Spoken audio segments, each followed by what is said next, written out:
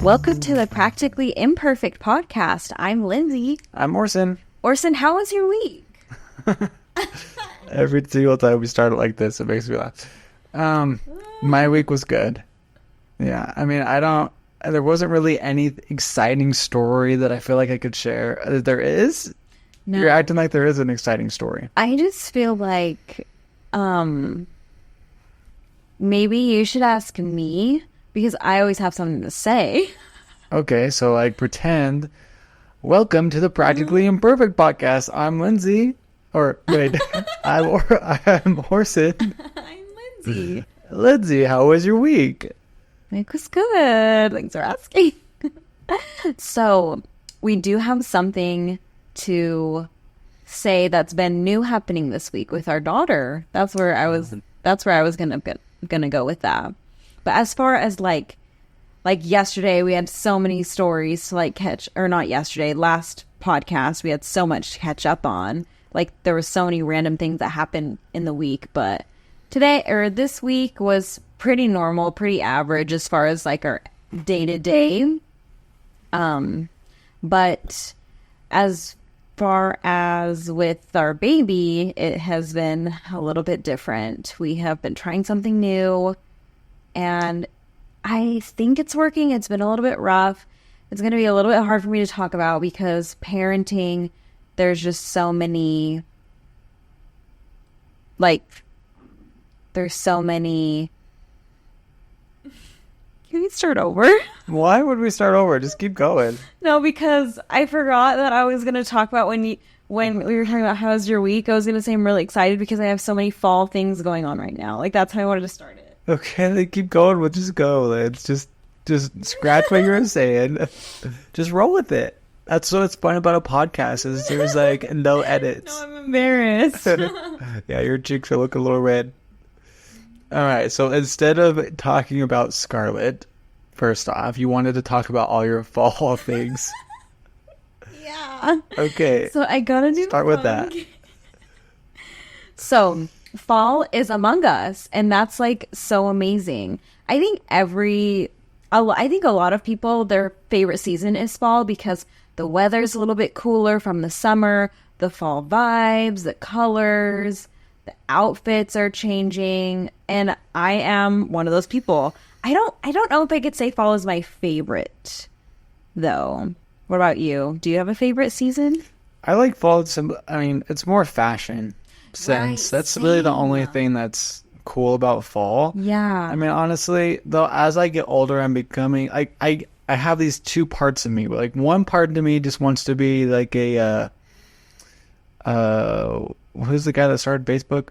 Mark Zuckerberg. Yeah, and how he only has like one shirt, What? He has like Ew. not like one single. He has like one shirt, all the same color, and like just like one of the same. One type of the same clothing. Yeah. So I don't ever have to think about what I want to wear. But on the other hand, like I sent you a reel today of this guy. That's actually one of the Crumble founders. Yes. He's just the stylish dude. And I'm like, I really like his style. Like if I could, I would dress like that. Yeah.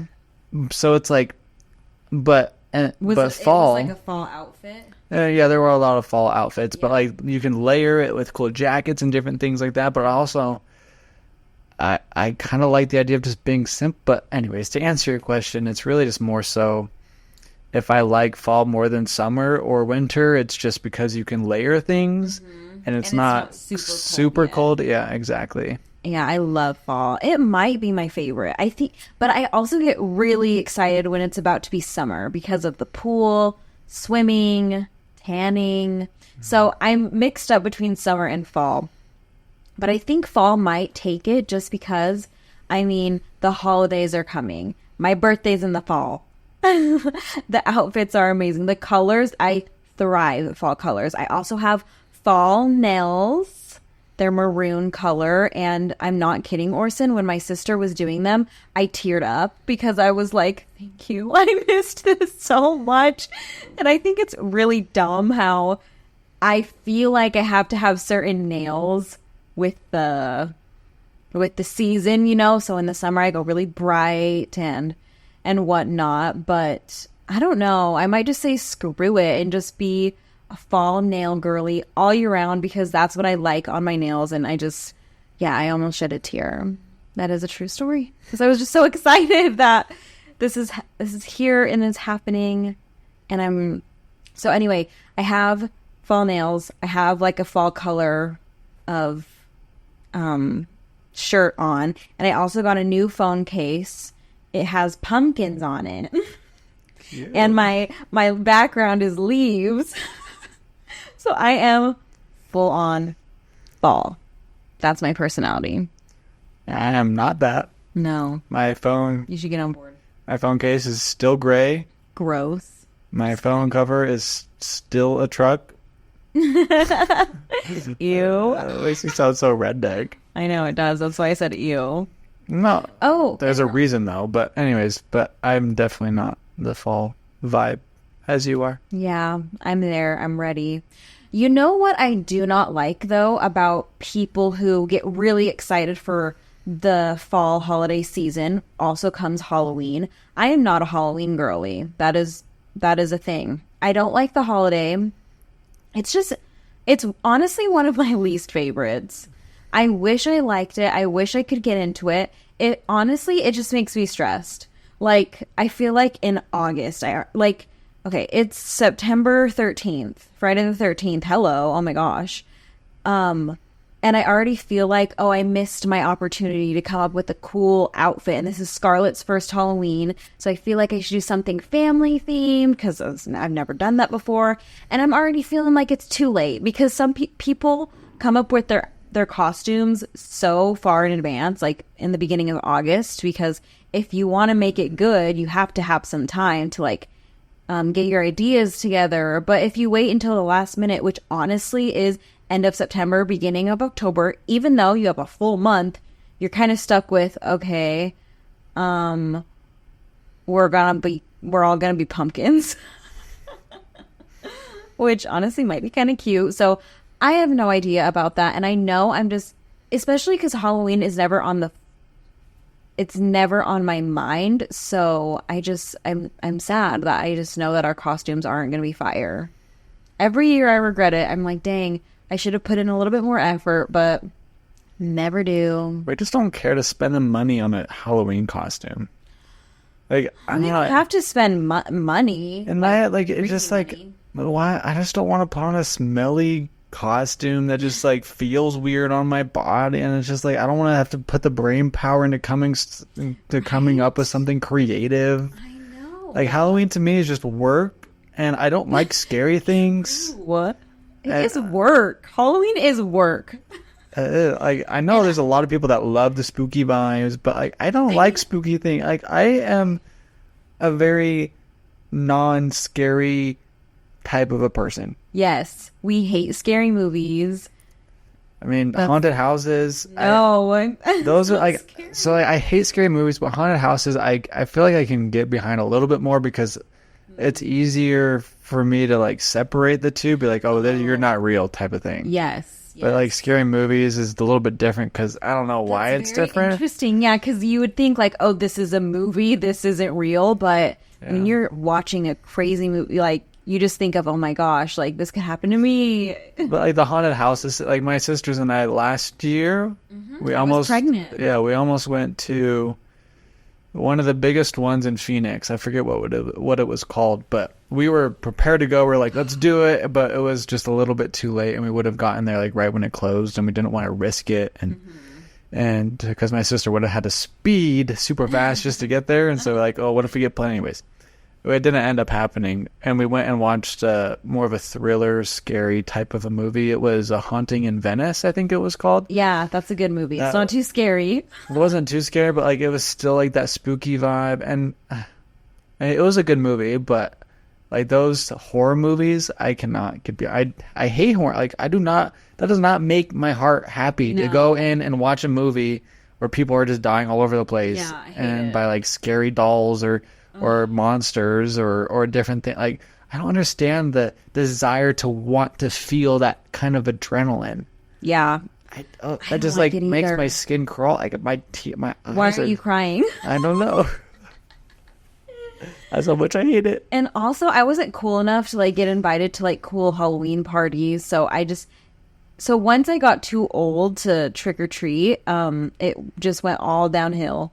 And now, even though Scarlett is only 8 months and she'll be pretty much 9 months by Halloween, I'm gonna take her trick or treating so I can get some candy. I'm gonna just buy you candy. Why would I buy candy when I can get some for free? The candy I would want would be the big Costco packs. And those are like $20 for Why don't you just buy yourself like one box of king size chocolates, and then you don't have to ever. Variety. There is a variety in those. There's like M&Ms, there's Reese's, there's Kit Kats, there's. Another thing, if we were to get like a good bag of candy, we would have to buy it right now. You know what I mean? Because once you get to closer to Halloween, it's only like gross stuff that's left, like Almond Joys and Milky If you're Way. if you're an Almond Joy lover, there's something wrong with you. Really? I think they're I nasty. have to talk to my mom about that because she's obsessed. I don't know. I've never liked those things. Anyway, so Honestly, where I was going with this. Well, what were you gonna say? I was gonna say I'm starting to just not like really candy in general. Oh, can't relate. Definitely can't relate to that. I'm a chocolate queen. I love chocolate. I don't know. Maybe it's just because like the changes that I'm making in my life, like ice cream, isn't really that big of a deal for me. My eyes right now. I just like there's just like those sweet things. I just like don't. I don't even really want it. Like that just sounds nasty. Why are you judging me so much right now? Because I just so can't relate. Hey, it's fine. But like, good for you. Good for you. Okay. Yeah. Anyway, where I was going with Thanks this for making me feel good about myself. is people September 1st do their Halloween decorations, which is so weird to me because Halloween is not until October 31st. So if you put your Halloween decor up September 1st, that is almost 2 months of Halloween. Like, what? I just can't get behind that. And that's like longer than, like, let's say you do your Christmas decorations November 1st, which I feel like most people don't do. I definitely do because I love Christmas in the house. It's just like cute decorations to me. Where Halloween, it's like cutesy, you know what I mean? Like it's gimmicky, it's pumpkins, like I don't know.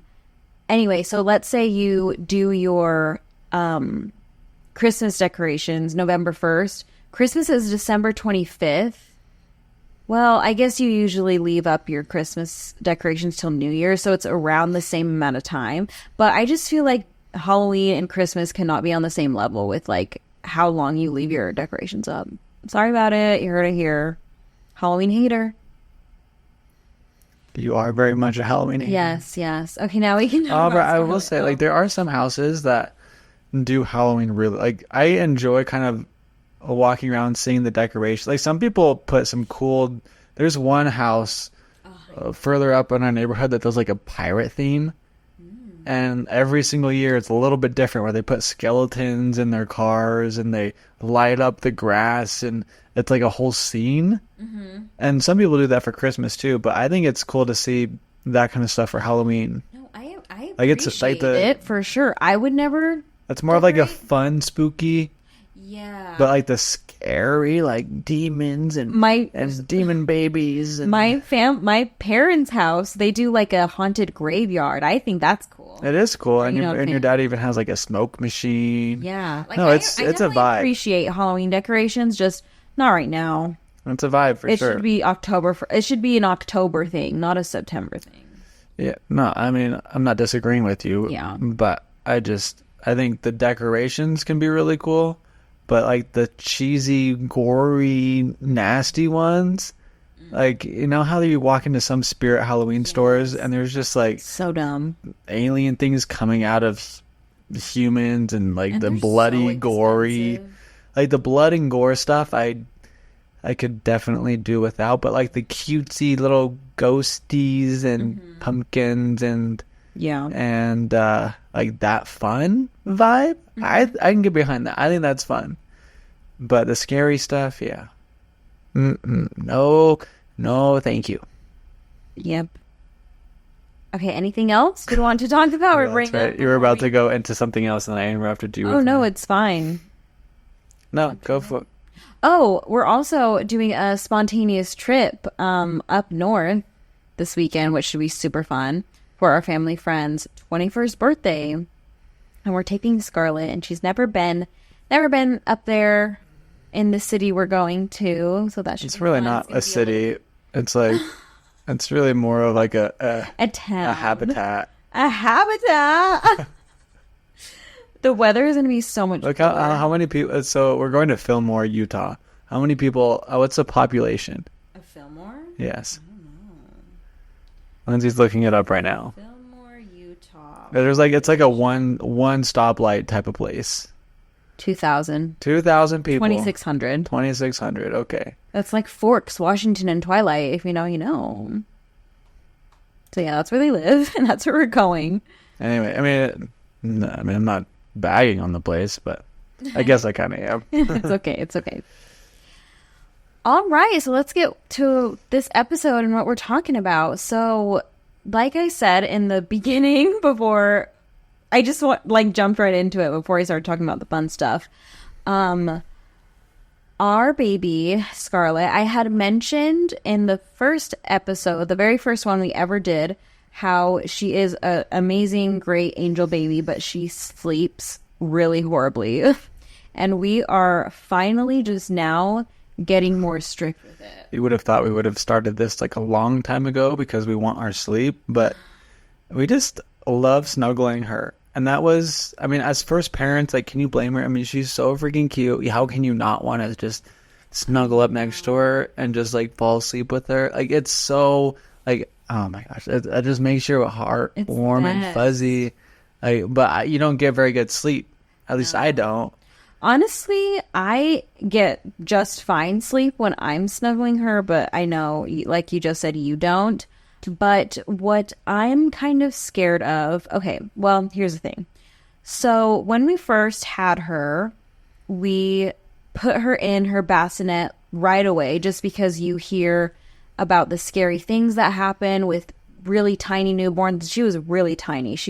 When we left the hospital, she was 5 pounds, 1 ounce. So she was really small. And you obviously don't want to roll over your baby or something scary. So right away, we did not have her sleep in our bed. She was in the bassinet. And I don't know when the first time we were like, just screw it, let's just snuggle her. I don't know. We always did for like naps on the couch. Like as a newborn, they're always sleeping. So they were always just napping in our arms. But as far as sleep time, like at bedtime goes, I don't really remember. Probably just she wasn't sleeping very well. I don't remember when it happened, but the reasoning... But I'm sure the reasoning was just because we wanted to sleep. We were just lazy, and we're like, okay, if we put her in the bed, she'll probably sleep better. Yes. And really, did she? Not really. You don't think? We still had to wake up and feed her. Yeah. And she would still wake up and be all like, meh. And yeah, like, maybe she slept arms 10% better in our bed. And that was enough to where we, for the majority of the time, had her in our bed. Yeah, I'd go back and forth. She'd be in the bed, then she'd be in the bassinet. And then she'd wake up again. Then we'd bring her back into the bed. And then we would put her back in the bassinet. And then she'd wake up and we're like, okay, screw it. And then we'd just leave her in the bed. Yes. And honestly, I don't have a problem with co-sleeping. Some people do. I don't. I don't right now because we only have one child and she's still a baby. She's not a toddler. So it's not too much of an inconvenience. And we have a king-size bed. So the three of us can very much fit just fine. I don't feel like I'm in the corner or anything like that. But what I was scared of is, okay, if we don't get her out of our bed soon, she's going to want to stay until she's 3 years old, which that's, I'm sure... Way even longer than 3. No. I don't think I've ever heard of... Well, maybe. I'm sure there is out there, but with my mom and... that's just when they... co-slept all of her kids, and she said we didn't go into our bed. That's just when she started to put you in your own room. It was when you were 3. That's when she started to put you in your own room. Mm-hmm. She can correct us if we're wrong when she listens to this, but if I remember right, based off of what she was saying, is that she just waited until you were 3, and it was still really difficult for you to not sleep in the bed. Oh yeah. Like I was like, okay, I'm ready to sleep, and it was still hard for me to And so we're just go in my own dealing. room. We're just Right. like, because there was 2 nights in a row where she slept in our bed pretty much all night long, and I think that for us was kind of like, all right, this A is wake-up call. this is like she's either gonna be sleeping in our bed from here on out, and we just need to accept it, or we need to make a change now before she gets too comfortable being in our bed. Yeah. And we both agreed that the best thing for our relationship and for us, especially as the parents, because we need to take care of ourselves in order to be the best versions of ourselves for her. And sleep is a big part of that. Yeah. And I know I don't get that great of sleep when she's in the bed because I don't want to roll on her, or, I mean, she'd probably start crying. And Yeah, she's pretty big now, but I but mean, still. it still happens, I'm sure, where 8-month, 9-month-old baby, something still tragic can definitely happen. So the only reason why, okay, she's also too big for her bassinet, I think. yeah, I She think definitely fits in there, but she rolls around now. She's kind of, I don't know. I feel like she's just, the crib is bigger and it fits her better. So the bassinet in our room, unfortunately, isn't an option, in my opinion.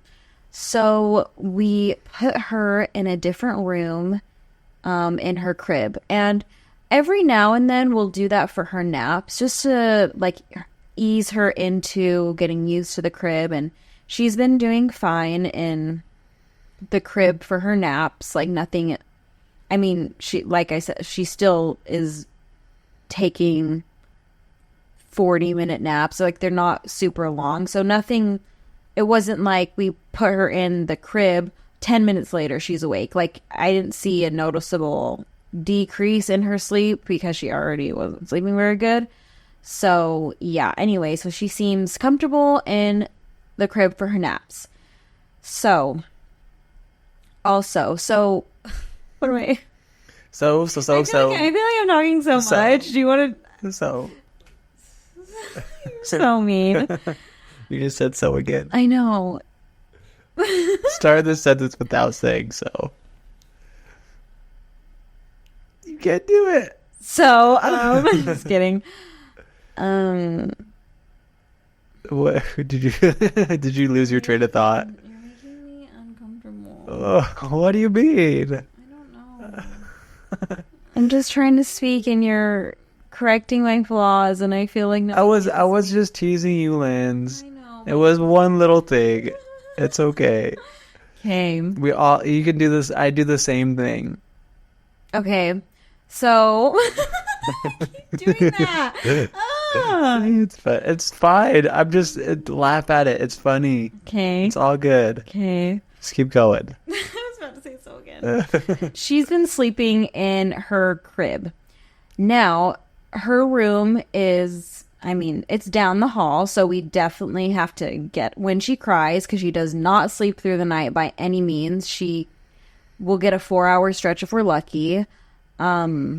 She will, so I think that's why she was in our room for the longest time, because she still would wake up and I would be less than half asleep feeding her in the middle of the night when she was in our bed or in the bassinet. I would be, my eyes would still be closed, I feel like, just because you're there and she's right there.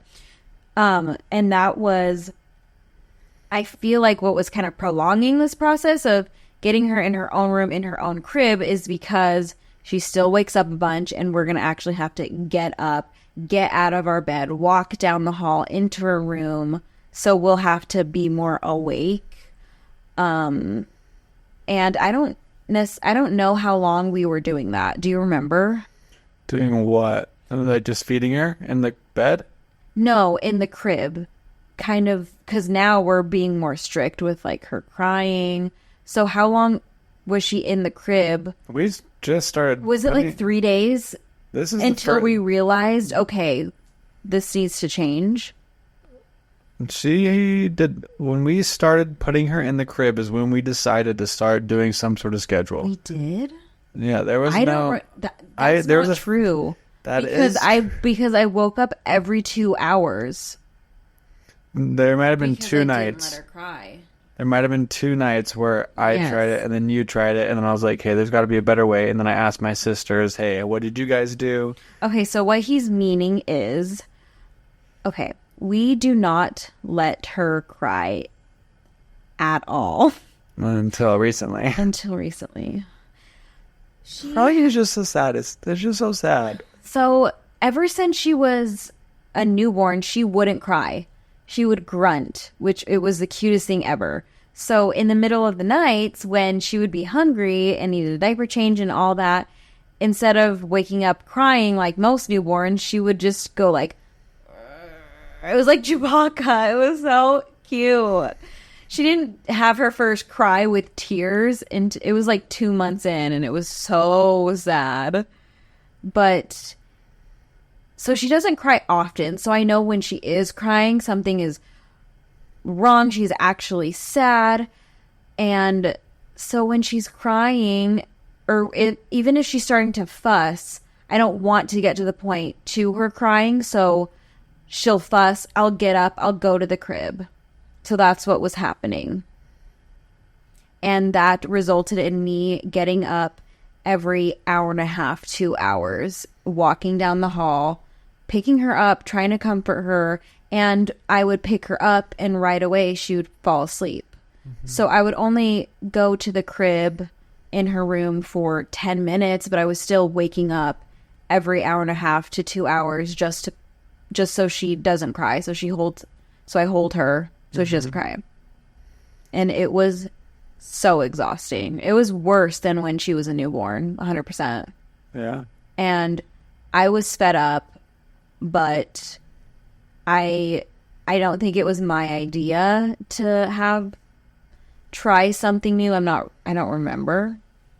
What do you mean your idea as far as just doing the sleeping in her room as... To see what we needed to change to try and get her to sleep better, because it's like ridiculous how much she was waking up. Well, I mean, here's the thing. Like, we've always known that sleep training and letting them cry was always a thing. And every time you say, oh, she's not sleeping very well, people are like, do you let her cry? Mm-hmm. And so I think what kind of really pushed us over the edge was like, all right, we're getting a lot of this feedback. People saying, did you let her cry? And we're like, no, we don't really do that. But we don't want to just let her cry. There's obviously some sort of structure and game plan behind letting them cry, because you don't want to just neglect them. Yeah. And so that's what prompted me to ask my sisters kind of how they've done it, because I have 3 older sisters. The youngest sister is 10 years older than I am. They all have families of their own. I've been an uncle since I was 6 years old, so it's like they've been doing this for a while. Mm-hmm. And so when I asked them about it, they were just saying, we let them cry for 5 minutes, and then we go in, put the binky in, rub their back. You can either do not pick them up is what they... Yeah, not picking them up, just rubbing their back, shushing them back to sleep. Or one of my sisters would like say, hey, it's okay, like, I'm here. Mm-hmm. It's all right. Like, calming words like that. One sister didn't do any words at all. But anyways, so you do that for 30 seconds to a minute, and then you leave, and oftentimes they are still crying and still not comforted, and then you let them cry for 10 minutes. Then you go back in and put the binky in or whatever they need and rub their back for a minute, and then you leave, and the next time would be for 15 minutes. So that's kind of the game plan that we've gone into all of this with, is starting, like, we hear her cry, or we hear her start to fuss. We'll go in immediately and just put the binky in and try to calm her down right then and there, mm-hmm. to avoid the crying. But after that, she's most of the time not ready to be, she wants to be held. Yeah, exactly. And so we'll leave, and then we'll start the 5-minute timer, and then start the 5, 10, 15 minutes. But the longest that she's cried with me is 7 minutes. Mm-hmm. And then she found a binky and put it in and fell asleep. But like, I don't think you've experienced that in your night shifts. I mean, you got really lucky the first time you did it, to where she pretty much slept the whole night. Yeah, so Orson did the first trial run of letting her cry, and I don't know if it was hard for you. I was definitely not looking forward to the next day where I had to do it. What were your thoughts? It's sad, man. It's super sad. I mean, I was just sitting outside her door in my office chair with like the monitor in one hand, the timer in the other, and just like watching the timer go to see when I could go back in and try to comfort her. Like, you want to hold them, you want to comfort them, and you want to do all these other things for them. But the point of being a parent, in my opinion, is to prepare your children to be able to leave the home and be okay on their own. And You're a baby. Hold on. And to me, I feel like this is just a step in that direction. Maybe this isn't a big step or anything at all, but this is like movement towards that. Hey, we're teaching her how to self-soothe, how to be okay, and how to, like, we're teaching her different skills that she can learn to do things on her own. That's the common theme that I'm really talking about with this. And so that's where Orson was at. He was more on board. I wasn't necessarily not on board because I just knew something had to change. We're getting worse sleep than we've ever had. Well, you were the one that first set the goal of, hey, let's have her sleeping in her crib all by herself by January. Right. You came up with that goal. I did want her to be sleeping through the night in her room by when she turns 1. So we're not having a toddler in our bed. And I felt like 8 months was we had some time to figure out the kinks and to see what would work and what doesn't work. But when it was my turn to do the night shift, oh no, I'm going to start crying. It's really not that big of a deal to let your baby cry for a little bit. It's not gonna hurt them, you know. Like, she'll be okay. It's me that's not okay. I don't know what it is.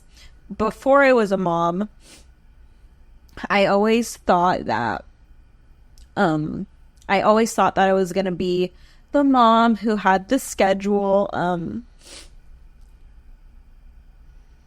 who would sleep train their babies, let them cry if they needed to. I don't know. I just thought I would I would not necessarily judge moms. I mean, I guess I would judge moms when I wasn't one, of why don't you just let her cry or let them cry? Or like I just thought I would be different. And having a baby of my own, it really surprised me how I would go about things, how I didn't want her to cry at all. I would just be always, I would tend to everything she needed right away, knowing that might not be the best thing long term. And so I just wasn't ready to do that. So Orson did the first night.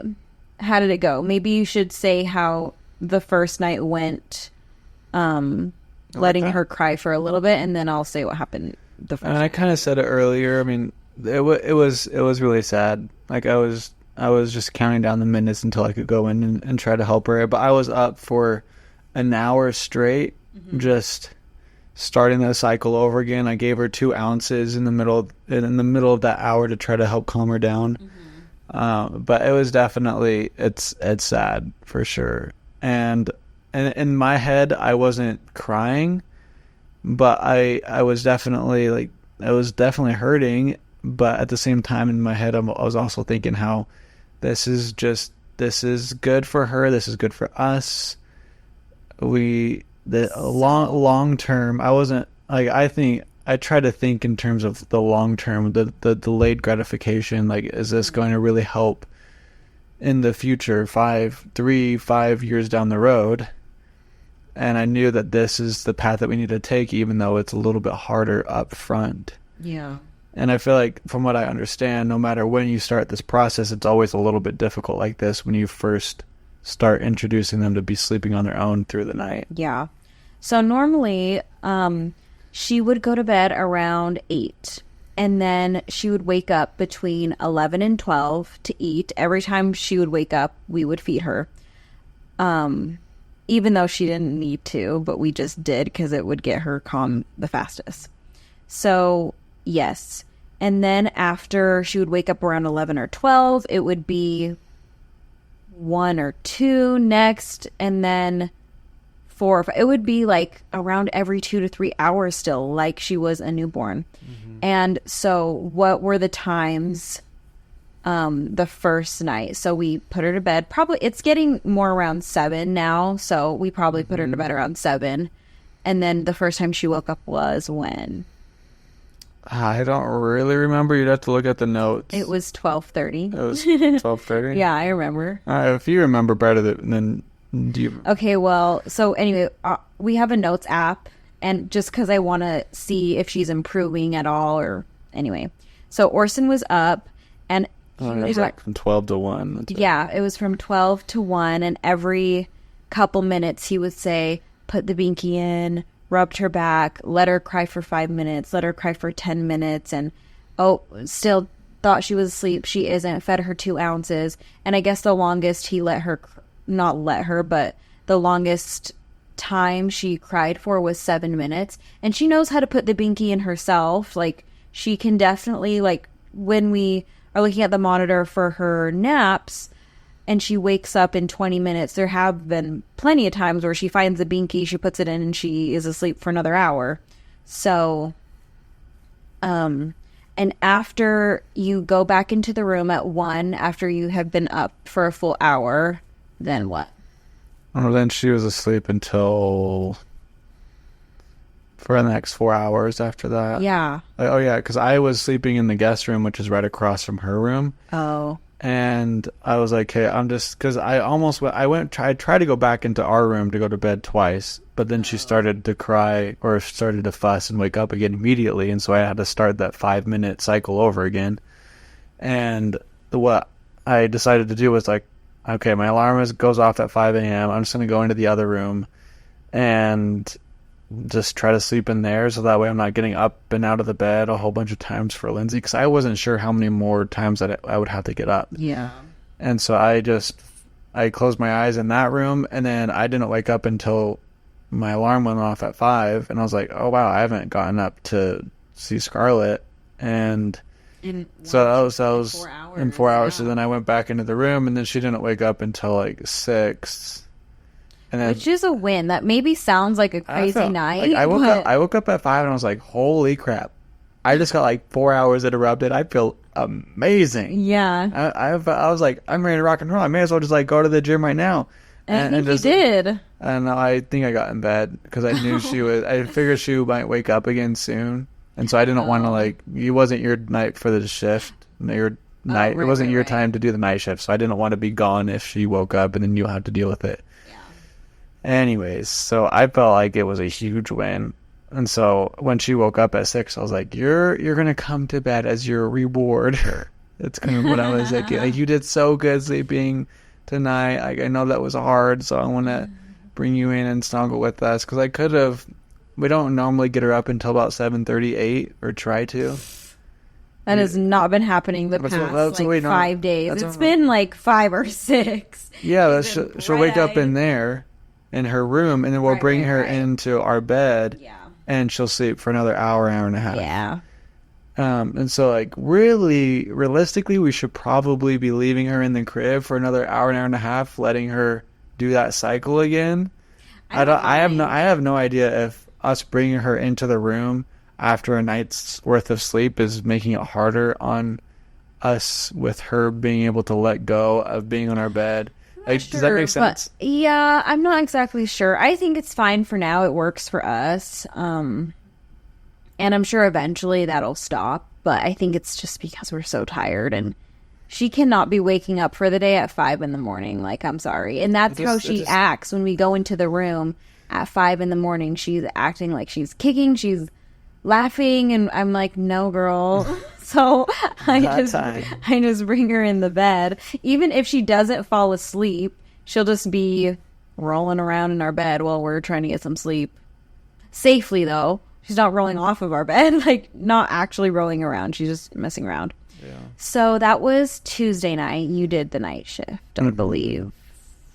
No, it was Monday night. So I was Tuesday night. And somehow this hasn't happened again. This was by the grace of God. Didn't you tell me you said a prayer before going to bed? I did, because I was having a complete meltdown. Oops, sorry. I had a complete meltdown before going to bed that night because I just was not ready. Well, I keep saying I wasn't ready to just let her cry for that long because I was, and I wasn't. I wasn't emotionally, clearly. I just cried 2 minutes ago about it. But mentally, I don't know if emotionally and mentally are the same thing. No, they're not. Mentally, I was like, I need to do this for the long-term goal, and I know she'll be okay. 5 minutes is not going to kill her. So we put her to bed at 7 p.m. and she didn't wake up until 4 a.m. 4:30 actually. Yeah, I remember you woke up and you're like, whoa. And I remember thinking, wait, did you just say whoa because she just woke up for the first time? Yeah. I remember thinking that. It was amazing. I was so happy. So I still did the same thing because I was like, you can't be getting up for the day at 4:30. So I still went in there, I put her binky in and I rubbed her back and stuff. And I don't remember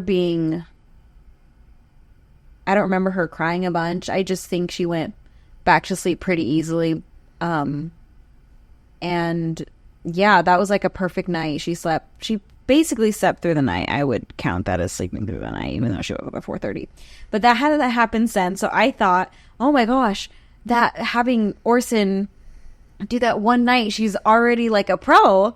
And she's not. She's still... You thought wrong. Yeah, that was just the one night because maybe God was blessing me. But it has never been as bad as that first initial night. Yeah. Yeah, it hasn't been that bad. Like, neither one of us have had to be up for a whole hour straight. Mm-mm. Like I did that first night. It's kind of been... We put the binky in... Or she... Like, the last night when I did the night shift, she didn't wake up until like 3. Really? So from 7 to 3? Or was it 11? I think she woke up at 11. I put the beat. I was shortly after. Maybe it was like 11, but then. But you only had to put the binky in and she was fine. Yeah. And then I woke up again at 3:30 because she was waking up, and I gave her 2 ounces because I knew she hadn't eaten in a long time, and I was like, I don't want to just let her cry. And so I gave her 2. You can't just be like, you're probably hungry. Maybe is it because we're trying to get her to not eat during the night. This is the whole concept of I didn't want to deal with the cry because I was tired. Gosh, I know. It's still our first week. Give us some slack. I know. That was not the best decision. I just wanted to go back to bed because my alarm was going to go off in like an hour. Oh, yeah. And so I definitely... Yeah, I knew she hadn't eaten in a while, so I was just thinking, okay, I think if I give her 2 ounces, that'll help calm her down faster. And it did, and she fell asleep again. But yeah, I shouldn't have done it that way. I should have actually let her gone through the cycle and let her cry. Good. So we'll see what happens tonight. It's a little bit. It's been good. It's definitely I've seen improvement with her sleeping. Question. Yeah. Do you feel like you got emotional talking about the letting her cry and stuff? What do you think is going on in her head or in her baby's head as we do this? I don't know. I'm sure there's research done, but no one knows what's going through a baby's head. No one knows. Because you were seeing some comments. You saw one post and people were just talking about, oh, yeah, you just train them. They don't cry because they know if they cry, nobody's going to come and help them. Mm-hmm. Which I don't think that's the case, but... It's just really touchy because every parent does something different because that's what they think is right. And everybody has their opinions on how to do it the correct way. And the reason why I don't like letting her cry is because I think in her mind she's thinking, why isn't someone coming to get me? When I'm sure that's not what I don't know if that's what she's thinking. Like, I'm crying, I'm alone, what's going on? Just because it has not been her experience her whole life since she's been living. We have not been letting her cry. Speak of the devil, she just made a sound in the... Is she waking up? Better not. It's only 9:30. I don't think so. I think she just moved. Okay. It's fine. So that's what I was worried about. But as Orson kind of reassured me, he was saying how she's not thinking, why isn't someone here to come and help me? Because she'll know we're going to come and we're going to comfort her every 5 minutes, you know? So she's not alone for an hour crying it out until she literally is too tired. She cannot cry anymore. That I'm not okay with that. So that's some people's style. You do you, but I couldn't do that. So yeah, that's as long as I would like her to cry is 5 minutes. And I thought it would feel longer than it actually does. It actually goes by pretty fast. Yeah, I was surprised how fast. Yeah, I was scared that 5 minutes was going to feel like forever. Yeah. But it doesn't. It goes by pretty fast. And a lot of the times during that 5 minutes, she'll put the binky in herself and she won't necessarily fall asleep, but she'll stop herself from crying at least, you know. Mm-hmm. She's also doing this thing. Okay, she's doing this right now. So she has been a side sleeper for the past couple months, and it's been so cute because babies, newborns, they sleep on their backs. So it was kind of cute that she is liking to her side. Yeah. So roll her aside and like interlock her fingers and like she's praying. Yeah. So freaking cute.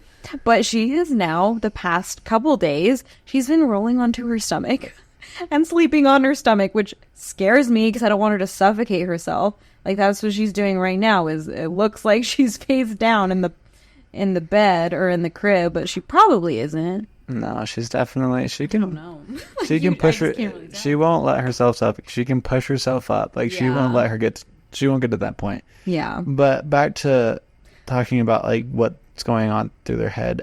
As far as kind of what you were saying. Oh, she's not thinking that. Like, she knows we're gonna come and get. First of all, I mean, I definitely do not know what's going on in babies' heads at all. I don't know if really anybody really understands how much about that. Her pediatrician, our doctor, who I trust so much, he was my pediatrician when I was just born. He's definitely experienced. He told me, because when I went in for her 6-month checkup a couple months ago, he asked me if she was sleeping through the night, and I was like, no, not even close. And the first question he asked is, do you let her cry? And I said, no.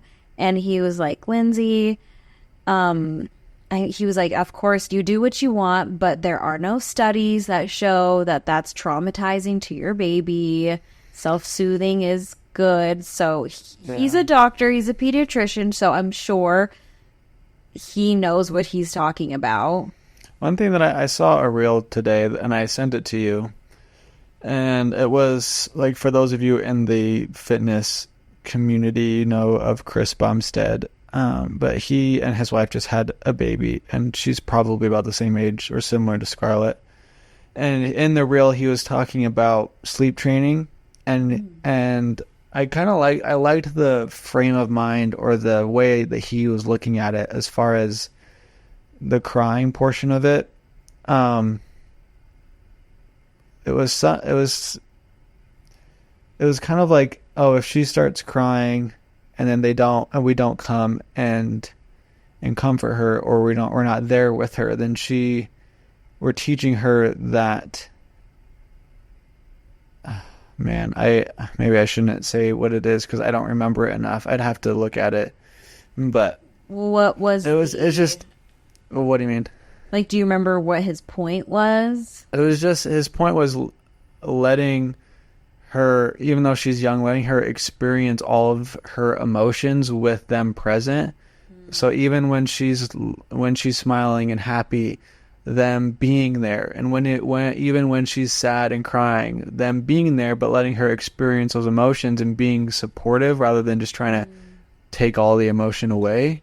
That is true. And so, like, he was just trying to say, like, they're wanting to teach her that it's okay to feel all of these emotions when her parents are in the room, and to encourage her to, like, the theme of it was for her as she grows up to feel comfortable to coming to them with any type of emotion that she's feeling, and to really open up about it. And I liked that frame of mind of looking at it. It's like you're not training her just to sleep. You're not like training her. That I don't like the way that sounds, because it sounds like you're training a dog. Yeah. Which I don't like that reference, because she's not even close to a dog, and I don't want to compare the two. But it's more so you're showing her that, like, hey, we're here to support you no matter what it is that you're feeling. And so I like being able to go in at 5, 10, 15 minutes, because it's like, hey, we're here. We understand what you're going through. We're not going to take away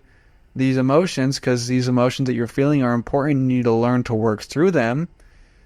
I mean, that's a lot more complicated than it needs to be, because she's only a baby. Right. But I think you get what I'm saying. I'm sure it's not that deep on both of our ends, but at the end of the day, we need to do what's best for what we think is best for Scarlett and for us. And I really think it's helping. I really do. She's sleeping longer. We're not feeding her. Except for sounding awful, but if you always feed her during the night, she'll always be used to that feed. She was used to it. Yeah. She was like, I'm hungry.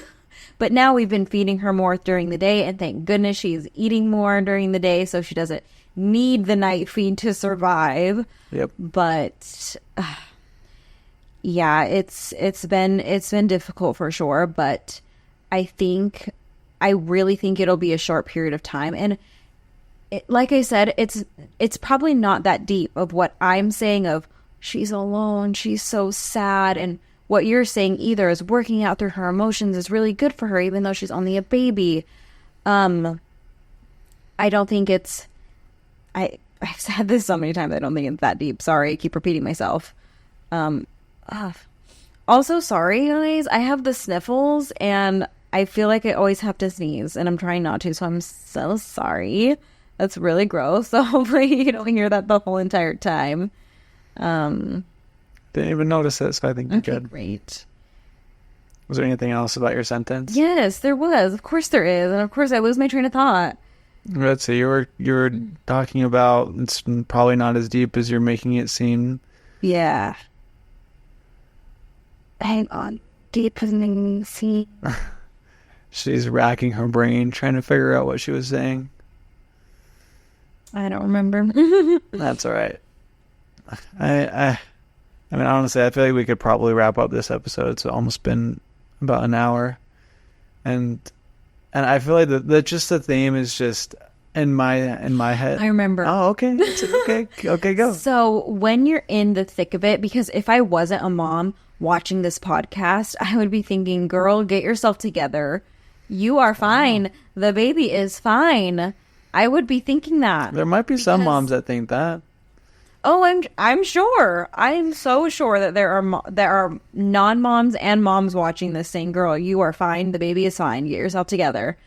But I hate to say this but it's just how life goes. But when you look at other couples and other people who have new kids and you're thinking, oh, I'm not going to be like that. That sounds miserable. I'm going to be more like this. And like I said, I really thought I was going to be more structured and not as relaxed as I am. And so that's why I'm saying when you're in it and in the thick of it, you really just don't know how it is and how you're going to be unless you are there. And we are there still 8 months later. and we are trying our best. And I really think that by the time she's 1 in January, all of this will be behind us. And for our next baby, we will maybe start this process a little bit sooner, maybe more 5 months. I was saying like 3 or 4. That's so little. Just because I go like 8 weeks. Like I have 8 weeks with the baby and then I go back to work. That just seems like she's still so little. I feel like when we have our next baby, you won't have to go back to work. I mean, that's the hope, at least. I don't know about that. I think it's definitely feasible. Anyways, we don't need to get into all that. It's just, it seems like it's kind of one of those experiences where you don't know until you have to experience it yourself to actually understand. It's kind of like when before we started having kids, like I was scared. I was telling you this earlier, but I was scared about how our lives were going to change and all this other stuff. And really my thinking, if anything, has just gotten even more. I've just gotten even more ambitious because I was thinking, oh my gosh, just how my ambition is going to be taken away because I'll have to focus on a baby. And yes, I do have to focus on a baby, but now my ambition has grown to even newer heights and I'm trying to accomplish even more. And if anything, it's just added more joy and more love into my life and not taking anything away. And I'm just learning to become a better version of myself, which is the best thing ever. But if someone were to come and tell me when I was in that season of life of being scared and nervous about it and tell me, hey, your life is just going to get better. Like this is a fear that is irrational. You don't need to be worrying about this.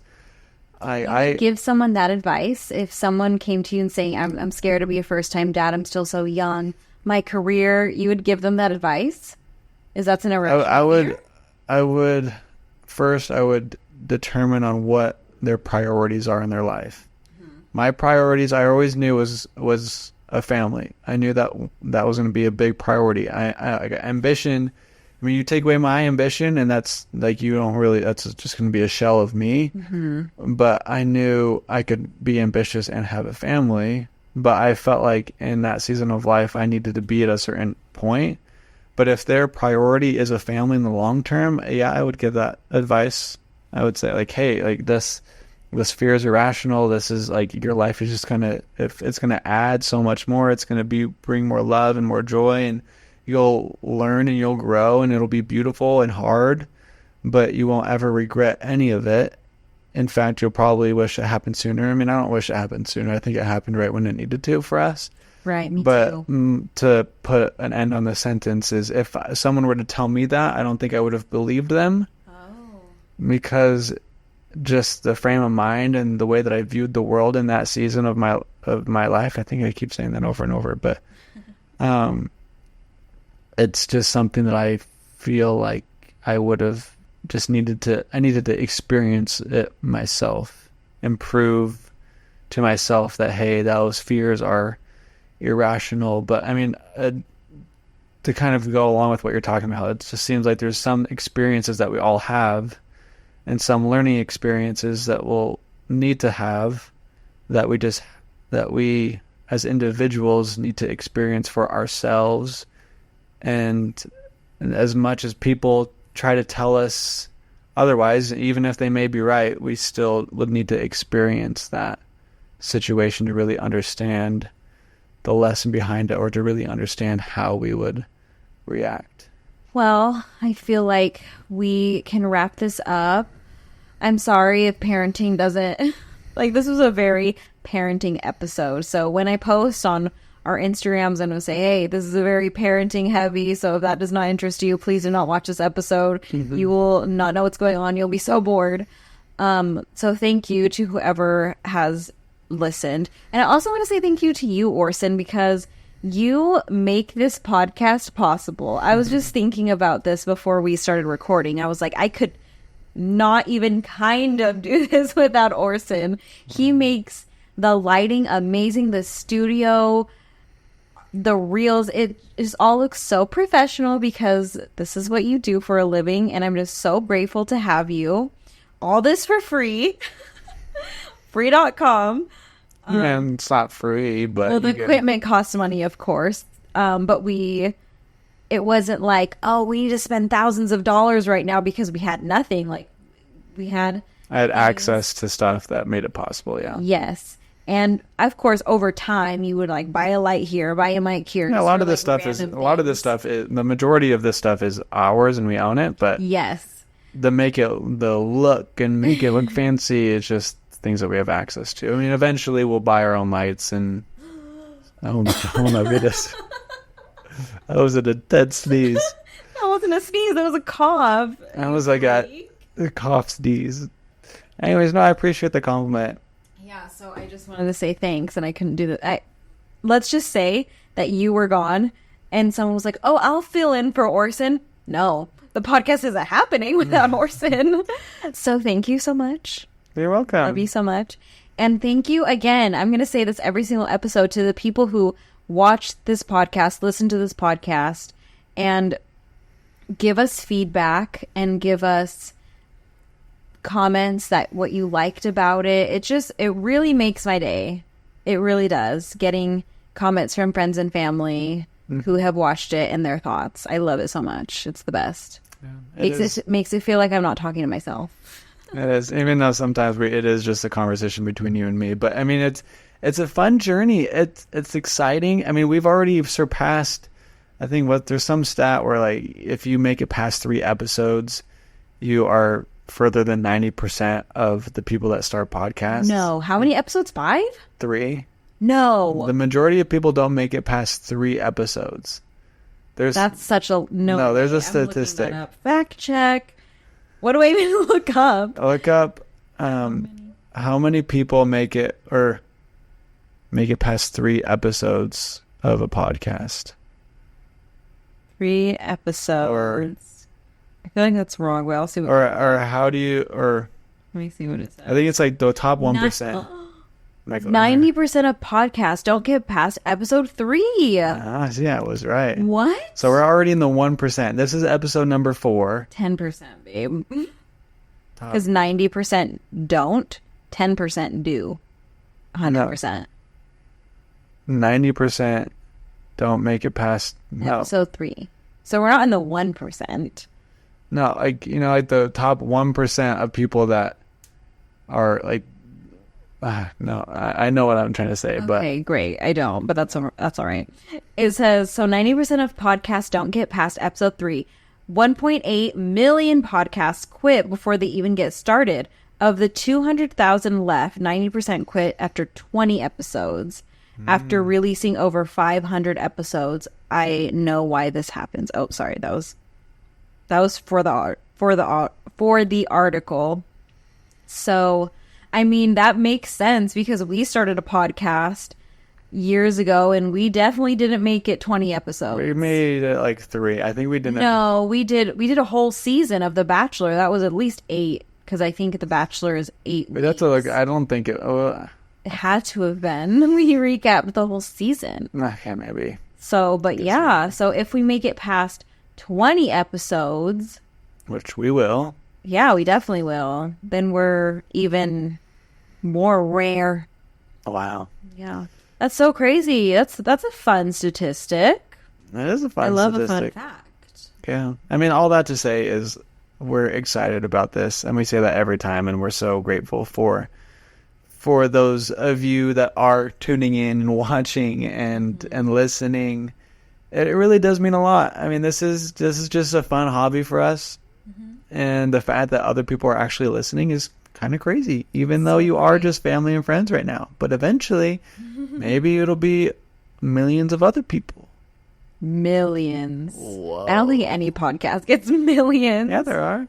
No way. Yeah, 100%. No way. That's crazy. I mean, I don't know why I'm saying no way, because you can get 1 million views on YouTube quite easily. I mean, I don't. Well, I mean, it happens often to lots of people. Yeah, but there's a lot of work that goes up into. Right, of course. So I'm saying, like, if lots of people can get 1 million views on YouTube, I'm sure a lot of people can get 1 million listens on podcasts. Anyway, thank you so much for being here, and we will see you in the next episode. 1, 2, 3. Bye.